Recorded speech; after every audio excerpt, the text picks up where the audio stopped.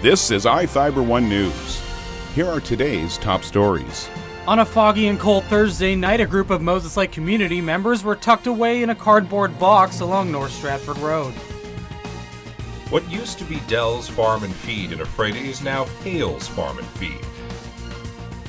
Moses Lake girls basketball won last night against Southridge when the offense exploded in the second half.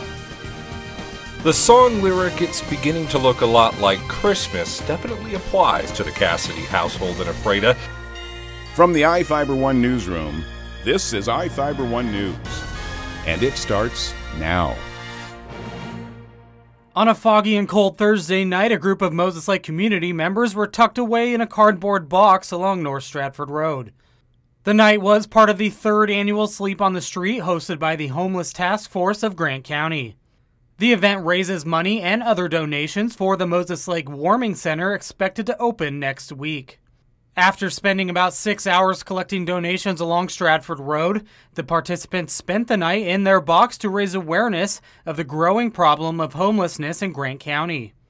Participants this year included Moses Lake Police Chief Kevin Fuhrer, Moses Lake Fire Chief Brett Bashin, and Assistant Fire Chief Pete Kunjara, Grant County Fire District 5 Captain Travis Sweeler, Moses Lake School Board member Dave Balcom, Barry Lawson and Candy Bersanti from Windermere, and Moses Lake City Council member Don Myers. For anyone still wanting to support the Warming Center, donations can be dropped off at Serve Moses Lake. A complete list of items needed can be found on the Homeless Task Force Facebook page. This is Joe Utter for iFIBER 1 News.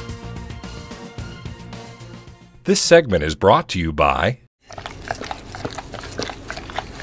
Maytag and the family Pooch have a lot in common. Both are loyal, both aim to please, and both are tenacious dish cleaners. But only one can sanitize.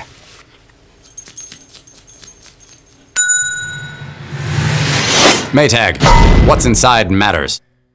Maytag Appliances, now available at more furniture in Ephrata.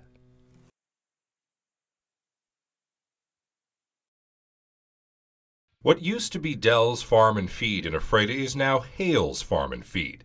The Hales are a local family who saw the need for that kind of business after the closure of Dell's earlier this year. In fact, business is already booming, having made dozens of sales despite not being open yet. Inventory at the new store includes feed for farm animals, halters, tack equipment, medicine bottles, consigned items, and more. Owner Renee Hale tells her story as to why they decided to open a store. Well, we kind of got word that Dell's was going out of business, and we've been looking at doing a business close to home and something that dealt with a family. And I raised my family on a farm. I grew up on a dairy, and we just thought we could bring a lot of things to the community, to the ranchers, to the farmers that would benefit us all, and we can do it as a family setting. And we love family, we love community, and so we thought that would be a great thing to bring to this area. The store will do a soft opening by Monday. I'm Sean Goggins for iFIBER 1 News. This segment is brought to you by... Are your taste buds bored? Well, then bring them to Jay's Teriyaki. Not only does Jay's have a variety of teriyaki dishes, they also offer mouth-watering salads and sides. Call Jay's 509-764-5155. Jay's Teriyaki, located at 123 East Broadway in Moses Lake, because it's all in the sauce. Moses Lake girls basketball won last night against Southridge when the offense exploded in the second half. Southridge led early by a couple points before team captain Jamie Lowetta broke out and scored several points in the second quarter. At halftime, the Moses Lake Chiefs had scored 20 points, with 13 of them coming from Lowetta. The offense for the rest of the team finally took off. Other team leader Abby Rathbun scored 8 points, all of them in the second half, and 6 of them through free throws. The Chiefs went on to dominate in the second half, outscoring Southridge 38-6 and winning the game 53-15. After the game, head coach Matt Strophe said that the first half offense was frustrating, but he's happy that he can turn to a star player to pick the team up. I know she wanted the game to come to everybody, but then when it's not, she didn't force the issue, but said, okay, I'll take it and get us going. During the game, Lowetta hit a 3 to break the 1,000 career points barrier. Lowetta says that points aren't what she's after. She's after wins, but she was still excited about the milestone. We were down in that first half, and we had to get those points going, so I just kind of thought about that, and then once I hit it, it was just breathtaking, I guess. I'm Alan Chikoski for iFIBER 1 Sports. The song lyric, "It's beginning to look a lot like Christmas," definitely applies to the Cassidy household in Ephrata. The nighttime Christmas spectacle is a huge draw for people passing by. The look of the house is reminiscent of that one Christmas movie a lot of you know and love. Hallelujah, hallelujah, hallelujah. But not quite to that extreme. The Christmas decor outside and inside the home is the brainchild of Amber Cassidy, who says the holiday cheer you're seeing has been a long time in the making.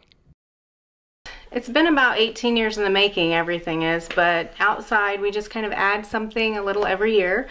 I do it because I love people coming up to the house and they ask, what kind of lights do we put up, how long it takes. It usually takes us about 4 weekends to put it all up.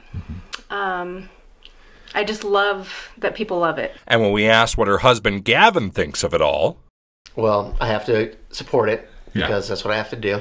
But I do love it. She goes all out, and it's just, makes her happy. That's the important thing. The Cassidys say they use bush mesh lighting on the house to give it that concentrated holiday lighting look. The Cassidys say they start decorating for Christmas the day after Halloween. And as far as decorating for the other holidays is concerned, that's another story. I'm Sean Goggins for iFIBER 1 News.